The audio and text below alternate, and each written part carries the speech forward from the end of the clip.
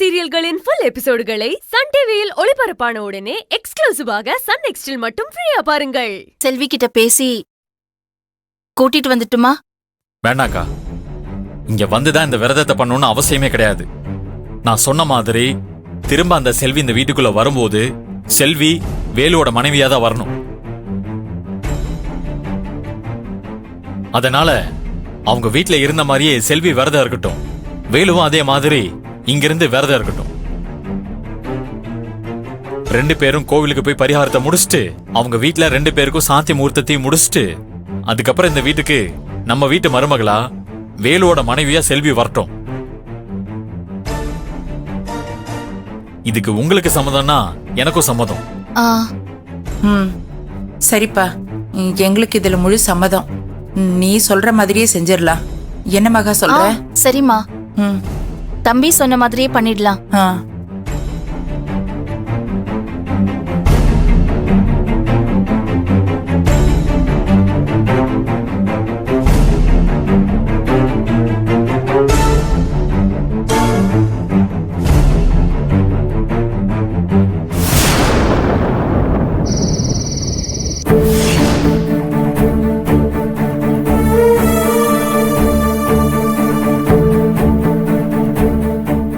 செல்வி, வேலு அவரோட அண்ணன் மனசு வருத்தப்படக்கூடாதுங்கிறதுக்காக தங்கச்சி வாழ்க்கைய நாசம் பண்ண பாக்குறாரு.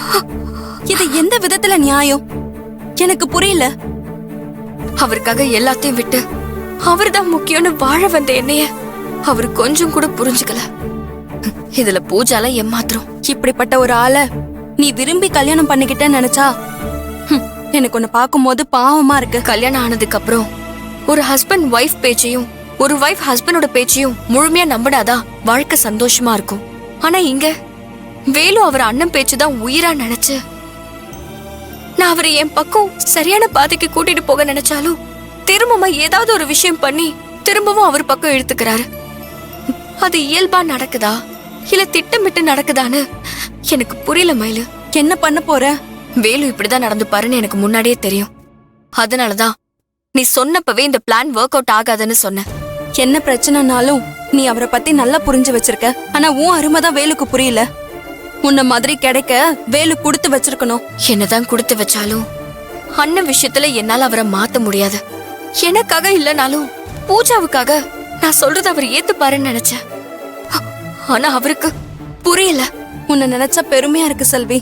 புருஷனையும் புகுந்த வீட்டையும் விட்டு கொடுக்காம அவங்களுக்கு நீ நல்லது பண்ணணும்னு நினைக்கிற மனசு வேற எந்த பொண்ணுக்கும் வராது.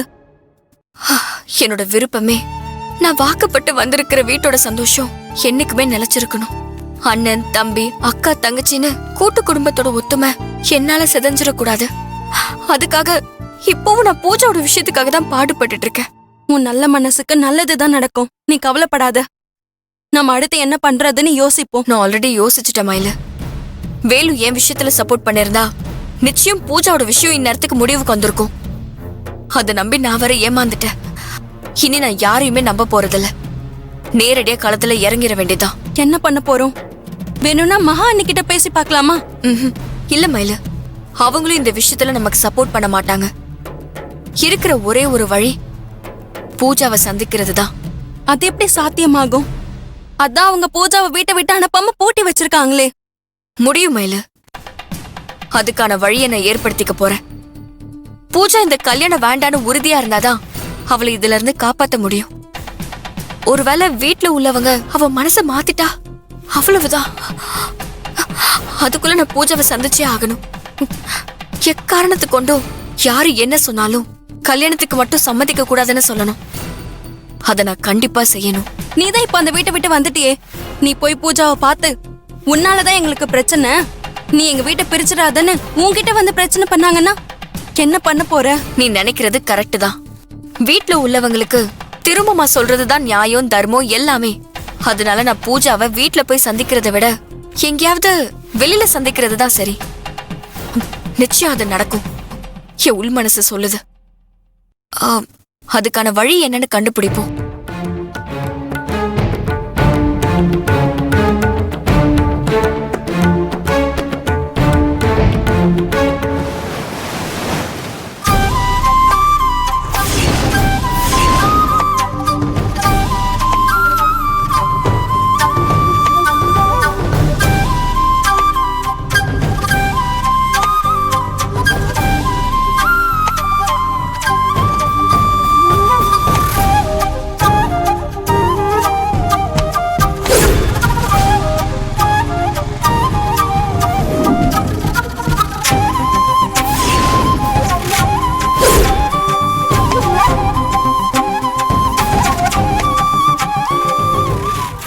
தூரம் ஆசையா நம்மளை பார்க்க வந்த செல்விக்கிட்ட நான் முகம் கொடுத்து கூட பேசலையே.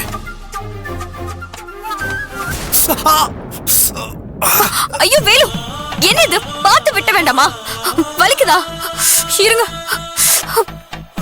ஷோ, என்ன வேலு நீங்க? வலிக்குதா? வலிக்குதா?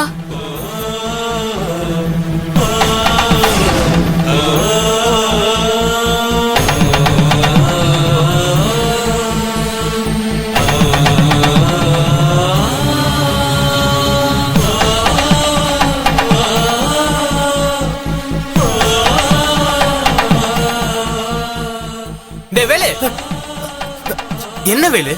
பார்த்து வேலை பார்க்க வேணாமா? இப்படி கையை கட் பண்ணி வச்சிருக்க. ஐயோ, இரு ஒரு நிமிஷம்.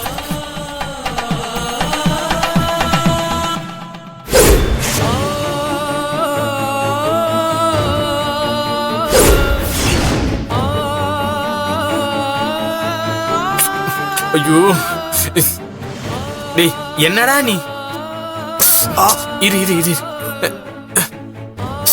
மெல்ல மெல்ல இரு ஒரு நிமிஷம்.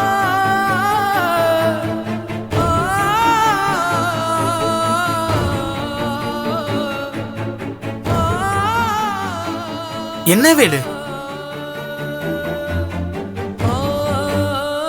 வேலு, உனக்கு என்ன வேலை ஆச்சு? இத்தனை வருஷத்துல காய்கறி கட் பண்றப்ப உன் கையை கட் பண்ணிக்கிட்டதே இல்ல. இப்ப என்ன ஆச்சு உனக்கு? காட்டு. என்னால முடியலடா. செல்வி நினப்புல இருந்து என்னால மீண்டு வர முடியல. என்ன வேலை நீ? இல்லடா, எங்க பார்த்தாலும் அவ இருக்கிற மாதிரியே இருக்கு. இப்ப கூட ஹோட்டல்ல என்னை பார்த்து பேசுறதுக்கு செல்வியும் மயிலும் வந்தாங்க. என்னது? செல்வி ஒன்ன பார்க்க வந்துச்சா? டேய் என்னடா சொல்ற? உன் மனசுல இருக்கிறது சொல்லிட்டியா? வீட்டுக்கு வந்து கூப்பிட்டியா? அப்ப செல்வி என்ன சொன்னா? இல்லடா, செல்வி வந்து திரும்ப அண்ணனை பத்தியே பேசுச்சு. அவ பேசினதும் என்னால கோவத்தை கண்ட்ரோல் பண்ண முடியல. அதனால முகம் கொடுத்து கூட பேசாமட்டேன். வேலு, என்னடா நீ? அண்ணனை பத்தி பேசினா நீ அப்படி நடந்துக்கிற? செல்வி உன்னை தேடி வந்ததே பெரிய விஷயம். நீ ஒழுங்கா பேசி பிரச்சனையை முடிச்சிட்டு வராம இப்படி முகம் கொடுத்து பேசாம வந்துட்டேன்னு வேற சொல்ற. உனக்கு என்ன பைத்தியமா? சரி சரி, முகத்தை இப்படி வச்சுக்காத. பண்றதெல்லாம் பண்ணிட்டு இப்ப வருத்தப்பட்ட என்ன பிரயோஜனம்? உங்க ரெண்டு பேரும் பிரச்சனைய உட்காந்து பேசி தீக்கிறது தவிர இதுல வேற வழியே இல்ல. இல்லடா,